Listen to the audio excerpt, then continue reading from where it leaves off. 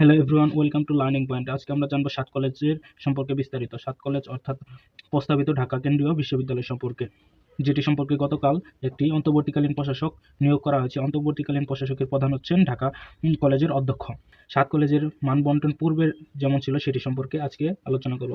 সাত কলেজের পূর্বের মানবন্টনটা ছিল বাংলা থেকে আসতো 25 নম্বরের প্রশ্ন, ইংরেজি থেকে আসতো 25 এবং সাধারণ জ্ঞান থেকে আসতো 50 নম্বরের প্রশ্ন। আগের মানবন্টনে নেগেটিভ মার্ক ছিল না এবং সেকেন্ড টাইম ছিল না, কিন্তু নতুন সংযোজনে আমরা জানতে পারতেছি যে নেগেটিভ মার্ক যুক্ত হতে পারে এবং সেকেন্ড টাইম থাকতে পারে। সেকেন্ড টাইম পরীক্ষা দিলে হয়তো বা 3 থেকে 5 মার্ক কাটতে পারে। আগের বছরগুলোতে দেখা যেত চান্স মার্ক 50 থেকে 55 পেলেই চান্স পাওয়া যেত। ঢাকা বিশ্ববিদ্যালয়ের অধিভুক্ত সরকারি সাত কলেজগুলো হচ্ছে ঢাকা কলেজ, এটা মূলত ছেলেদের জন্য, শুধু ছেলেরা এখানে লেখাপড়া করতে পারে।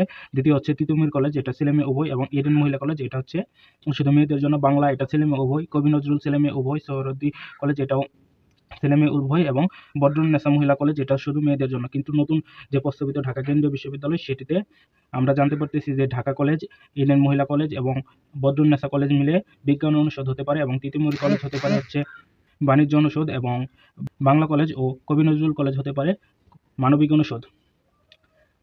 আপনাদের অনেকেরই ইচ্ছা আছে ঢাকা কেন্দ্রীয় বিশ্ববিদ্যালয় অর্থাৎ সাত কলেজে ভর্তি হওয়ার। এই নিয়ে ছিল সাত কলেজে বিস্তারিত। সাত কলেজে কবে সার্কুলার দিবে এবং সার্কুলারে কী কী নতুন সংযোজন আসবে সেটি সম্পর্কে আমরা অবশ্যই আপনাদের ভিডিওর মাধ্যমে জানিয়ে দেবো। আপনারা সাত কলেজ সম্পর্কে আর কী কী জানতে চাচ্ছেন সেটি সম্পর্কে আমাদের অবশ্যই কমেন্টে জানিয়ে দেবেন। আমাদের ইউটিউব চ্যানেল ও পেজ ফলো এবং সাবস্ক্রাইব করে পাশে থাকবেন। ধন্যবাদ সকলকে।